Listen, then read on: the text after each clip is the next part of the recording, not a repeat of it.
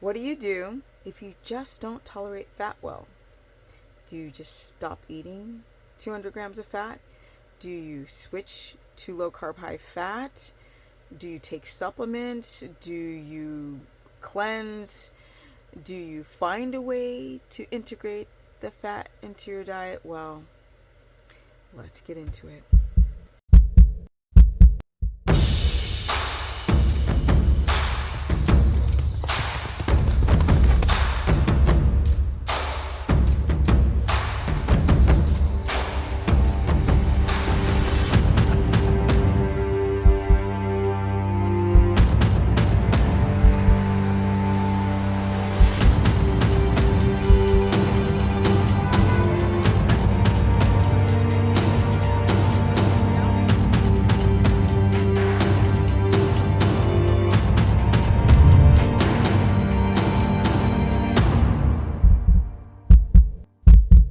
Welcome everyone to my humble life, where it is freaking cold tonight and I'm still wearing warm clothing in my camper and heaters are a blasting. But let's get into the fat facts. Okay. The reason why I bring up this subject is because I do consultations every day and I look at the comments in my videos, and it looks like people are still struggling with eating fat. They still have too much protein. They still are counting the fat in the cooking process. And then there are the people that still don't know how to eat the fat, which to me is bizarre, because even in my first experience with doing a ketogenic diet, I never thought, how do I consume the fat? I mean, that to me is a bizarre one. So I want to break down the different issues that people have with fat and why, and what to do about it, because there's several different strategies on the matter. Typically, people don't do well with fat because they have a problem with their gallbladder. They can either have sludge, where the bile salts, which should be in a more watery solution, thicken like honey, and they're not released very well. And when your body cannot scrub and break down the fat into smaller particles to be uploaded into the bloodstream, the fat will rancidify in the small intestine. You can develop diarrhea, bloating, nausea, neck pain, all types of nastiness, heart palps from not digesting the fat. But you can also develop stones because the liver is producing the salt, which then drips into the gallbladder and it concentrates. But when there's no release of this darn salt, it'll continue to concentrate and concentrate and concentrate and turn into thick nastiness. And ultimately, if you don't address how you develop this problem with fat, or the release of bile salts, which scrub down fat, you develop stones. And they look like little rocks, and it's awful. They're awful. I mean, they're ratchet. Yeah, that's basically the gallbladder. That's the primary reason why you guys are having problems with fat, and it comes from not eating enough fat, or being a vegan, or stress, or just everything's all inclusive, like throwing everything into the kitchen sink, like high blood sugar and not sleeping well and stress. All that type of stuff the stress of the tightness of the gallbladder. You can develop a very tight gallbladder where it's not being released, and that's the last one that nobody thinks about. And sitting at a desk every day, like scrunched up into a C shape like this, can create a tight gallbladder, and then it doesn't release bile that well. That's the last little puzzle. Now, there are other reasons why people don't do well with fat, and that is because they don't produce enough lipase. It's an enzyme, and enzymes are like worker bees, or little ants, worker ants that do jobs. And if the enzymes are not being produced to break down the fat, because it's not just your gallbladder, there's also lipase, right? Lipase comes from lipid, which means fat.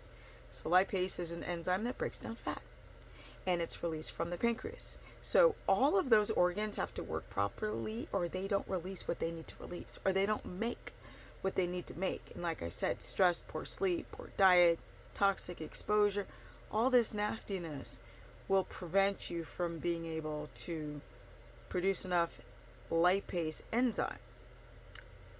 And that's another reason. Now, some people will develop enough bile salts, but not enough lipase. But really and truly, if the whole system is connected, they both don't work well. And then on top of that, people have low stomach acid. And you really need stomach acid to break down protein, but if you're eating a ribeye, that's going to be fat and protein together. So you're going to need stomach acid, protease, lipase, and a gallbladder. And you need it to function properly. You need to exercise and get that gallbladder from being like, and more like that. There are two more reasons why people have a problem with digesting fat. One is that they're fatphobic. Still, people think that eating fat makes you fat, so they just don't eat enough. And they think that protein is going to help them stay lean or prevent them from gaining more weight. But excess protein converts back into sugar, making you fat anyway, my people. Yes, the fear of fat is a real problem. So not only having the digestive equipment to break down the fat, but then the fear of breaking down the fat is the factors that I see when people are trying to decide what diet they should choose. But another thing is, if you have leaky gut and you're not able to absorb things very easily, like you're not able to absorb amino acids or fatty acids that well, then people develop hypoglycemia. Not getting into ketosis, you can't do a ketogenic diet and eat low fat and then be ketotic. What it does is just puts pressure on all your hormones, including the thyroid hormones. These are the main reasons why people have a hard time consuming fat. But the last one is histamine. Some of you guys are just reactive to everything. Like, well, because it's coming from an animal. And fat doesn't grow bacteria on it very well, but it still does. Some people cannot consume tallow. And some people cannot consume butter, but often because of the protein left over in the butter, whey and casein. Now, there's not a lot, but if you're very, very sensitive, then you'll react. So those are the reasons why histamine and the fear of fat and the gallbladder and the lipase, these are the reasons why, or not adapting, and people developing hypoglycemia and then like thyroid problems. These are the reasons why people are having a problem with fat. Now, we got all of them that I could think of. Let's go into how to fix these issues. What are some solutions to the particular problems that people have? Run through these quite quickly so I can go on with my life, because YouTube algorithms like you to feed the monster with videos all the time. I can't handle it, but I guess I have to. Okay, here we go. Gallbladder. That's the number one reason, which I mentioned prior. And that's because, again, not eating enough fat, stressing out, sitting the wrong way, anything to do with stress, tight gallbladder. Okay. Gallbladder. You can try, if you have a gallbladder, you don't, bile salts from a cow, ox bile salts, sometimes they help people, but often they get like an upset stomach because their body produces the salt.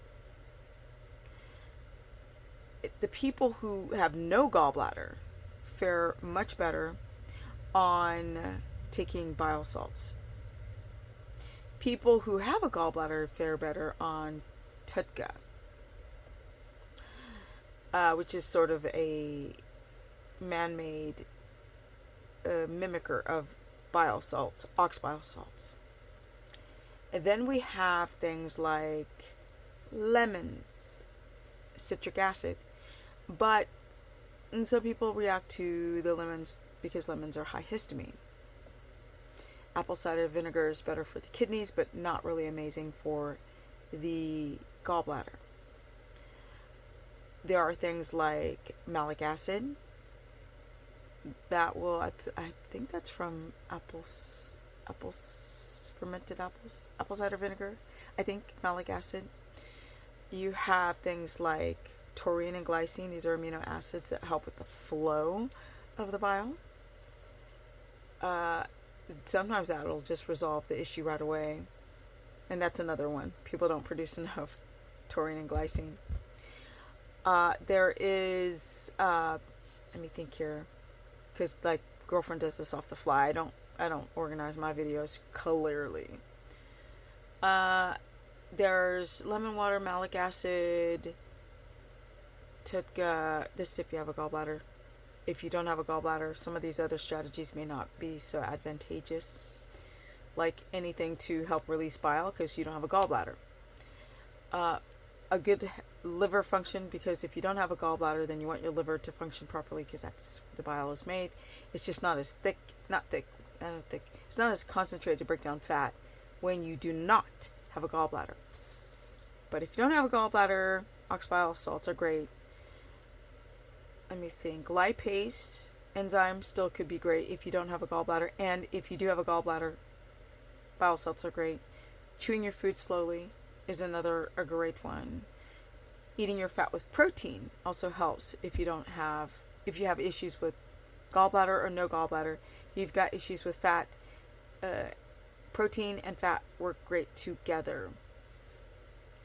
Slowing down the digestive process, massaging the gallbladder, using castor oil on the gallbladder, exercising, sitting up properly, getting enough sleep.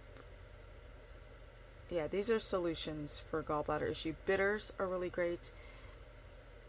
Milk thistle is great for the short term for the gallbladder if you have a gallbladder. Good for the liver too. Now, what diets should you do according to your problem? Let's figure it out. If you have a gallbladder and it's not filled with stones and it's not infected, then don't have it removed, people. Like, if you can schedule your appointment, then you probably can save it. I really, really recommend, if you have a gallbladder, if you have a gallbladder and you're having a little bit of sludge, I would work on things like the Tutka malic acid massage.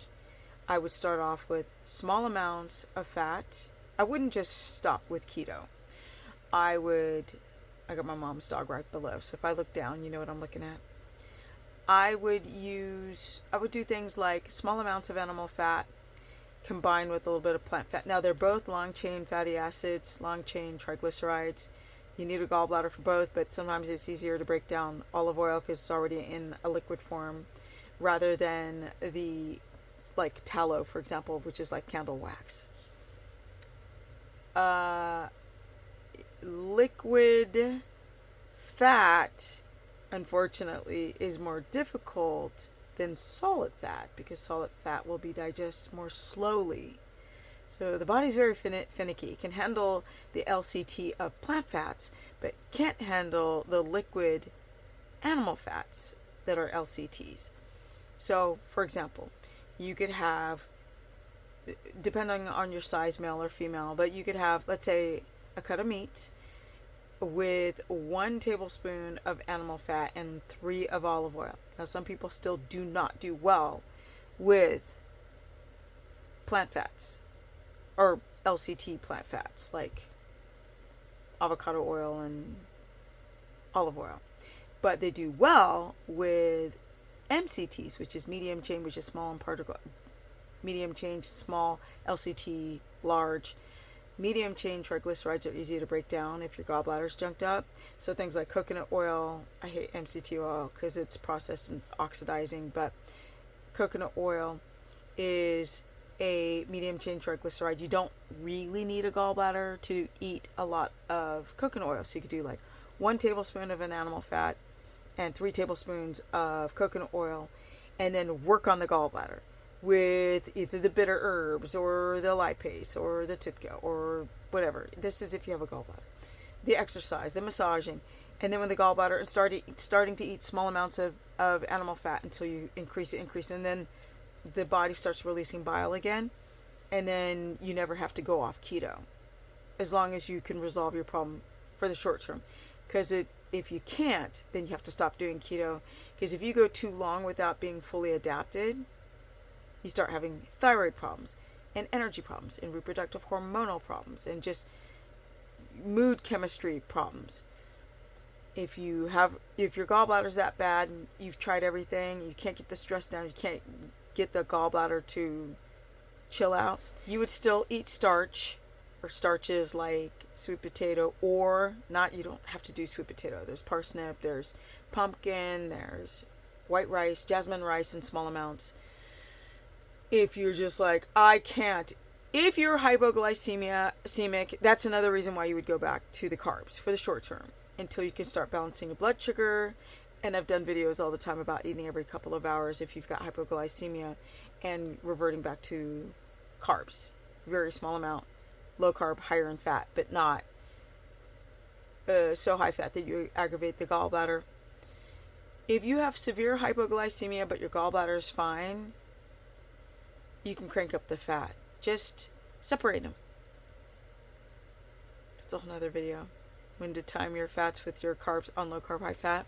If you do not have a gallbladder, you can still do a ketogenic diet, probably almost better than somebody with a sludged up gallbladder, because your liver still is producing the salt, the bile salts. But let's say if you have the symptoms, right? You still have diarrhea, you still have all of the nausea and symptoms from the body not being able to break down the fat that you're consuming. That's why you have diarrhea. Then you would take ox bile salts. And it tends to work quite, not with everyone, but most people, it works quite effectively to take bile salts from a cow if you have no gallbladder, and maybe a little bit of lipase, or maybe a little bit of taurine glycine. That would be if you don't have a gallbladder. If you do have a gallbladder, you can fix that. And you can fix it. It's going to take time, but you can fix it. And you can go off of keto for the short term and go on to low carb, high fat, and then work on the gallbladder. Work on your stress, work on your sleep, work on the massage, work on whatever supplemental things. Start slowly with small amounts of fat and titrate up. And that's basically it, because it's cold and I turned off one of the heaters so I could talk without this airplane noise sound like that's what it sounds like. I know. Cannot wait to get this house done. It's been over a year.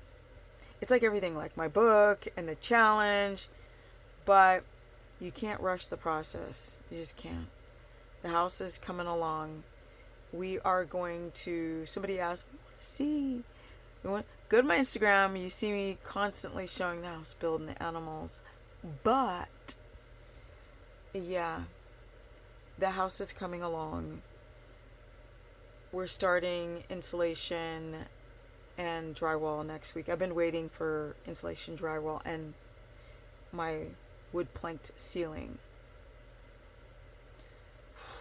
It's a lot. Plus, I was building a barn at the same time as my house, which is a 60-foot long barn with a loft. Quite big. Yeah. Whew. Comment below. Share this content. That's how you guys find me. And the reason why I'm speaking on the different problems people have with fat, if you have an emotional aversion to fat, get over it. Because if you don't get over it, you're going to frack your thyroid. I know. It takes time. It takes time. The emotional component, that's like a whole nother video series on people who've developed fear of getting fat. Fat does not make you fat. Broken hormones make you fat. And high blood sugar and eating too much protein. And being malabsorptive. Yeah. Don't eat fruit. That's just stupid. Sweet fruit. And try to be ketotic. Can't be in ketosis. You can't do cyclic ketosis. You can't do it for a week and then go off for a week. You can't fast and do ketosis. And definitely watch your electrolytes. That's a whole nother subject. Because that's a big part of the gallbladder, that you guys are dehydrated, and then you're having gallbladder issues, and then you're not watching your electrolytes and your water, and then the gallbladder gets worse. It does. Trust me. You pee a lot when you do these carnivore and ketogenic diets. So if you have a junked up gallbladder, watch your electrolytes and stop eating so much protein, because that'll create more problems. And I'm out. I've got moderate energy, but I really got life energy. I really do. Energy, energy, energy. I am 57, and you know what? Soon I'm going to be 58. But right now I'm freezing my ass off. So I'm going to go and edit. And my mom's little dog, I'm watching my mom's dog, and I'm building my mom a home. I know. It's a lot. Peace. Oh, duh. Share this content, my people. That's how people find me, because clearly I'm not a favorite to the algorithm, because I don't just do the lies and foolery and the priming and all this noise and the fasting garbage. Share this content. Comment below. Don't forget to subscribe if you haven't already. I promise I'm not selling you a car. And all the fun projects are coming spring, because this winter I'm doing too much to get my challenge out. I know that's been a year in the process too, but it's gonna happen. My Instagram is Stephanie Ketogenic. My Facebook fan page is Stephanie Business Person. If you guys need a consultation to get everything figured out, electrolytes, fat, macros, if you got thyroid, autoimmunity, anything really. I've just worked with too many people, and I can help you navigate through the process. And I'm out, because I gotta edit this video. Peace.